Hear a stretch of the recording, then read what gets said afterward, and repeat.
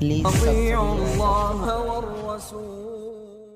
السلام علیکم ناظرین، آپ دیکھ رہے ہیں قرآن و حدیث میڈیا میں ہوں محمد اویس مرصد قاری ذیشان مجاہد سب موجود ہیں۔ ناظرین، جیسا کہ الحمدللہ ہم انبیاء کی ہسٹری لے کے آپ کے سامنے آ رہے ہیں، وہ ہمارا مقصد، ہمارا مشن یہ ہے کہ ہماری اور آپ کی اور امت مسلمان کی اصلاح ہو سکے۔ تو آج ہم حضرت صالح علیہ السلام کی ہسٹری قاری صاحب سے پوچھیں گے۔ السلام علیکم۔ وعلیکم السلام۔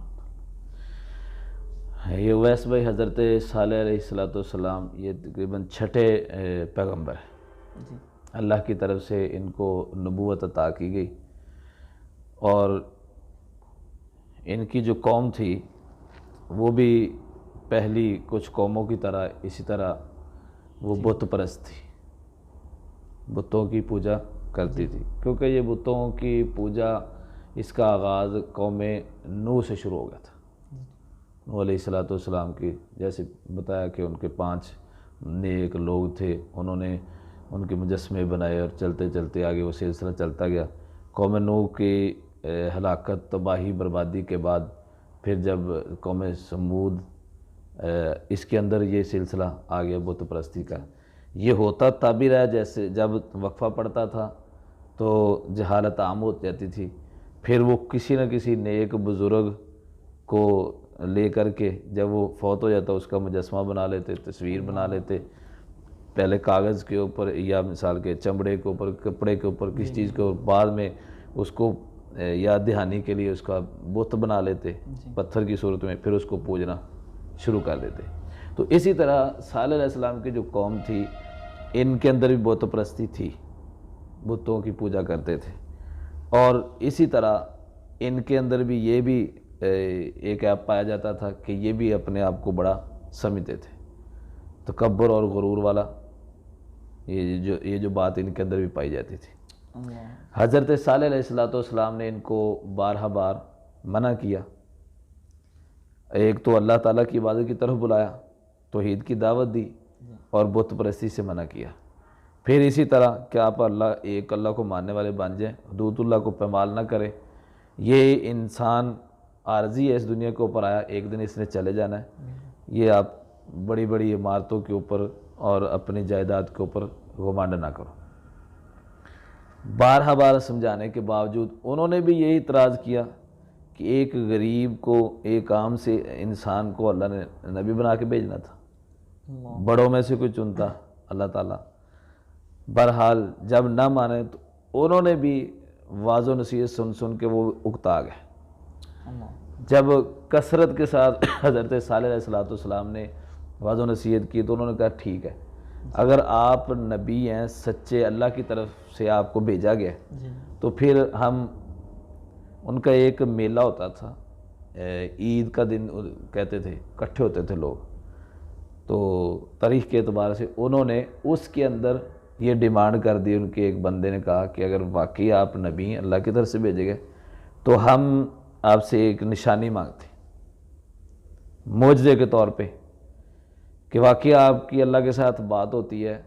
آپ کی طرف وحی آتی ہے، جو جس انداز میں بھی آتی ہے، آپ کو اللہ نے ہماری طرف بھیجا ہے ہدایت کے راستہ بتلانے سکھلانے کے لیے،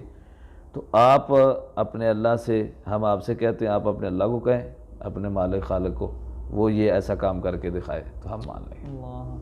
حضرت صالح علیہ السلام نے کہا کہ ٹھیک ہے، آپ بتائیں کون سا معجزہ، کون سی نشانی دیکھنا چاہتے ہیں۔ تو انہوں نے ایک یعنی فطرت سے ہٹ کے ایسا مسئلہ پیش کیا کہ جو اللہ کے لیے تو کوئی مشکل نہیں، لیکن کچھ چیزیں ہوتی ہیں وہ آسان ہوتی ہیں اور کچھ مشکل ہوتی ہیں، کس کا وجود ہوتا ہے کسی کے بارے میں تصور بھی نہیں کیا جا سکتا۔ تو انہوں نے کہا جی یہ پہاڑ ہے، اس پہاڑ کے اندر سے اونٹنی نکلے، اور اونٹنی بھی بچہ دینے والی ہو، حاملہ اونٹنی ہو، تو اس کو ہم دیکھیں گے، اگر آپ کے رب نے آپ کی بات مان لی اور یہ نشانی اور معجزہ ہمیں نظر آ گیا تو ہم آپ کے اوپر ایمان لے آئیں گے۔ بہرحال حضرت صالح علیہ السلام نے نماز پڑھی 2 رکعت، اور اللہ رب العالمین سے دعا کی اس بارے میں کہ اللہ میں واضح و تبلیغ کر کے واضح و نصیحت کر کے تو اتنا عرصہ گزر گیا ہے، انہوں نے کوئی بات نہیں مانی۔ اب آ کر کے انہوں نے اکتا گئے ہیں، تو اب آ کے انہوں نے ڈیمانڈ کر دی کہ معجزہ ہمیں دکھائیں، کوئی نشانی دکھائیں، اور نشانی بھی پھر اپنی ڈیمانڈ کے مطابق۔ تو انہوں نے اللہ رب العالمین سے دعا کی، تو اللہ کی طرف سے پھر اسی پہاڑ کے اندر سے جدھر سے انہوں نے کہا تھا وہ پھٹا، اور وہاں سے اونٹنی نکلی، اور اونٹنی بھی کیسی تھی؟ جو حاملہ تھی، اور وہاں سے نکلنے کے بعد اس نے بچہ جنم دے دیا اونٹنی، اور انہوں نے آنکھوں سے دیکھ لی، وہ چیز دیکھی جس کی ڈیمانڈ کی تھی، جو مانگا تھا خود زبان سے۔ تو دیکھنے کے باوجود بھی کوئی نہیں مانا، صرف ایک بندہ اس معجزہ نشانی کو دیکھ کے اسلام لے کے آیا تھا۔ یعنی کتنی بڑی نشانی ہے، فی الفور وہ اپنی خود ڈیمانڈ کے مطابق۔ ظاہر طور آپ کہیں کہ آپ مجھے اب یہ چیز مہیا کر دیں تو میں مسلمان ہو جاتا ہوں، میں مسلک چینج کر لیتا ہوں، یا جو بھی معاملات ہیں، تو اگر آپ کو مہیا کی جائے تو پھر بھی آپ نہ کریں تو پھر تو بہت بری بات ہے، پھر تو اللہ کو غصہ نہیں آنا تو اور کیا ہونا ہے، اس سے بھی زیادہ۔ بہرحال جی، وہ جب اونٹنی نکلی، اس نے بچہ جنم دے دیا، اس کے بعد نہ مانے ایک بندہ مسلمان ہوا، اس نے شریعت صالح علیہ السلام کی شریعت کو قبول کیا ان کے مطابق۔ پھر انہوں نے کہا کہ چلو جو بھی ہے، بہرحال اس کو آپ نے پریشان نہیں کرنا، کہیں سے اس کا دل کرے چارہ کھائے، آپ نے اس کو روکنا نہیں، منع نہیں کرنا، تنگ نہیں کرنا، اور اسی طرح پانی پینے کی باری مقرر کر دی۔ کنواں تھا جس کے اندر سے ایک دن اونٹنی نے پانی پینا تھا، اور ایک دن دوسرے لوگوں کے مویشیوں نے پانی پینا تھا، جتنے بھی جانور تھے۔ یہ ان کے لیے اللہ کی طرف سے آزمائش بھی تھی، مانگی تو انہوں نے نشانی تھی بطور معجزہ، تو ان کے لیے آزمائش بھی بن گئی کہ جس دن اونٹنی پانی پیتی تھی وہ کنواں خالی ہو جاتا تھا، دوسرے دن ان کے جانوروں کے لیے پانی نہیں بچتا تھا۔ اب ان کو یہ بھی پریشانی تھی، تو اللہ کی طرف سے آزمائش اور سختی بھی تھی۔ پہلی بات تو کہ وہ گھاس چارہ چرنے کے لیے کہیں جاتی اونٹنی، تو انہوں نے اس کو بھگا دینا اور مارنا پیٹنا شروع کر دیا۔ پھر اس طرح جب پانی والا سلسلہ ہے تو وہاں سے بھی آخر بہرحال انہوں نے 9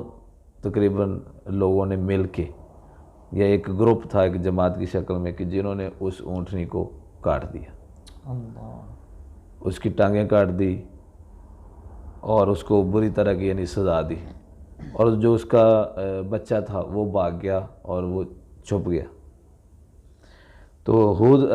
صالح علیہ السلام کو جب اس بات کا علم ہوا کہ ان ظالموں نے یہ کیا ایسے کیا کہ جو معجزہ خود مانگا تھا اس سے منع بھی پھر کیا گیا کہ اس کے ساتھ ظلم و زیادتی نہ، ایمان لانا تو ایک چلو علیحدہ بات تھی، نہیں لے کے آئے کیونکہ قسمت میں نہیں تھا، نہیں قبول کیا انہوں نے، دیکھ کے نشانیاں دیکھ کے بھی۔ یہ تو موسیٰ علیہ السلام کی قوم دیکھ لیں تو ان کا بھی یہ حال ہے، کتنی قومیں کہ نشانیاں معجزے مانگ بھی لیتے تھے، دیکھ بھی لیتے تھے، اور پھر ایمان لے کے آتے تھے۔ تو ایسے انہوں نے کیا، بہرحال اللہ کی طرف سے پھر سختی آئی، اور وہ ان کے اوپر عذاب ایک چیخ کی صورت میں، وہ یعنی اللہ کی طرف سے ایک ایسی کوئی زبردست اور خطرناک دلوں کو پھاڑ دینے والی جو نا آواز تھی، وہ پیدا ہوتی گئی۔ 3 دن ہوئے تھے ابھی تک یعنی اس سلسلے کو،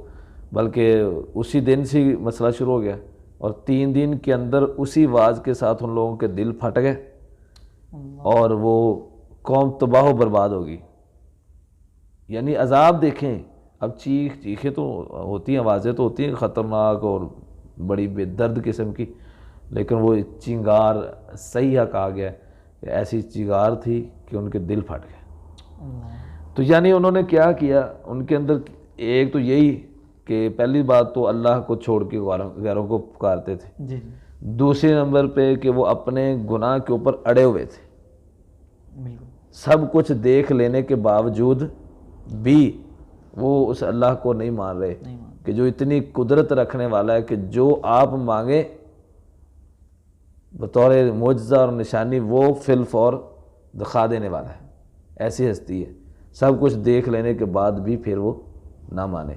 تو یہی سبق ہمارے لیے ہے، شرک سے بیزاری، غرور گمانڈ سے دوری، اور اسی طرح کہ اگر ہم کسی غلط کام کے اوپر چل رہے ہیں نا تو ہمیں پتہ چل گیا ہے کہ یہ غلط ہے تو اسے چھوڑ دینا چاہیے، بالکل وہ گناہ ہے۔ تو جب بندہ گناہ کے اوپر اڑ جاتا ہے، گناہ کے اوپر گناہ کرتا جاتا ہے، تو پھر ایک دن آتا ہے کہ اس کا دل جو ہے نا وہ بے اثر ہو جاتا ہے، اس کے اوپر کوئی چیز اثر نہیں کرتی، پھر وہ گناہ کو ایسے کرتا ہے، گناہ سمجھتا نہیں۔ وہ کہتے ہیں نا شراب کا گھونٹ پہلے دن تو پیا تھا لذت لینے کے لیے، کہ دوست نے کہا کہ چیک کر کچھ نہیں ہوتا، اب وہ ایک لذت سے دل کے اندر اور تڑپ اٹھتی گئی، وہ اس کے اندر مزہ پیدا ہوتا گیا اور چاہت خواہش، اب وہ لذت کو پورا کرنے کے لیے اور پیتا ہے،